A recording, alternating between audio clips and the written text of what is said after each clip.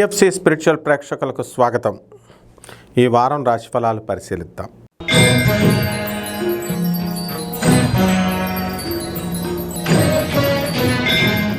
తులారాశి.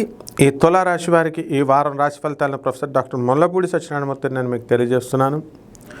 మరి ఈ కుజుడు ఉన్నాడండి, కర్కాటక రాశిలో నేర్చిపట్టున్నాడు. రవేమో మే 13వ తేదీ నుంచి, ఏప్రిల్ 13వ తేదీ నుంచి మనకి ఈ యొక్క మేషరాశిలోకి వచ్చాడు. బుధ, శుక్ర, రాహు, శని గ్రహాలు మరి మీనరాశిలో, తర్వాత మేషరాశిలోకి ఏమో రవి వెళ్ళిపోయాడు అనమాట. మీనం నుంచి మిగతా అన్నీ కూడా మేషరాశిలో ఉండిపోయినాయి. కేతు వచ్చాడు కదండి, ఆ కేతు ఏమో కన్యారాశిలో ఉండిపోయాడు. గురుడు యథాతథంగా మనకి వృషభ రాశిలో ఉండిపోయాడు. ఇప్పుడు ఏం జరుగుద్దండి? ఇప్పుడు మామూలుగా ఈ యొక్క తులారాశి వారికి అష్టమ గురువు ఉన్నాడు. అందువల్ల మీకు అప్పులు వస్తాయి తప్ప మీరు ఏదైతే చేయాలనుకుంటున్నారో, మామూలుగా అయితే ఇంకా గురుడు పరిపూర్ణంగా మీకు శుభంగా చేయడు అనమాట. దానివల్ల మీకు ఏమవుతాయండి? వివాహాలు చేయాలనుకుంటారు, పెళ్ళిళ్ళు అవన్నీ అవో. అలాగే వివాహాల పెళ్ళి చూపులకు వెళ్తారు. ఓకే, చూపులకు వెళ్ళి పోనీ చూసుకోవచ్చు అనుకోండి.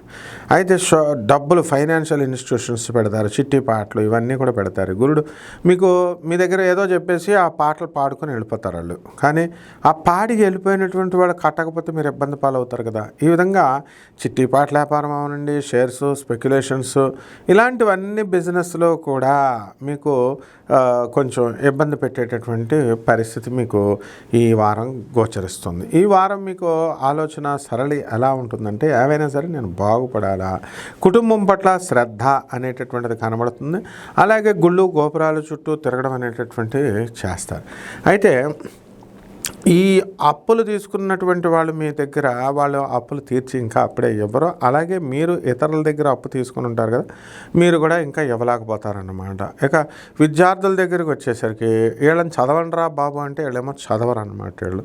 అందువలన కాస్త తక్కువ మార్కులు రావడానికి అవకాశాలు ఉన్నాయి. అలాగే వీళ్ళు ఫెయిల్ అవ్వడానికి కూడా అవకాశాలు అధికంగా కనబడుతున్నాయి. కాబట్టి వీళ్ళు జాగ్రత్తగా వీళ్ళు ఈ యొక్క రాశి వాళ్ళు చూసుకోవాలన్నమాట. అలాగే ఈ సినిమా ఫీల్డ్లోను, నాటకాల ఫీల్డ్లోను ఇదొక పిచ్చి ప్రపంచం కదండి, రంగుల ప్రపంచం. ఆ రంగుల ప్రపంచంలో ఉన్నటువంటి వాళ్ళు బయటికి రావాలన్నా కూడా రాలేకపోతారు. ఇంకా ఆ ఫీల్డ్లోనే కంటిన్యూ చేస్తారు. అఫ్కోర్స్ స్టాండర్డ్గా ఉండిపోయినటువంటి యాక్టర్స్ ఉంటారు, ఇప్పుడు సినిమా హీరోలు, హీరోయిన్లు, వీళ్ళ పరిస్థితి బాగానే ఉంటుంది. వాళ్ళు అంతా కూడా డెవలప్ అవ్వడానికి ఎక్కువగా ఈ తులారాశి వారికి అవకాశాలు ఉన్నాయన్నమాట. అలాగే పరిహారాల దగ్గరికి వచ్చేసరికి మనకు గురుడు బాగాలేదు కదా మరి.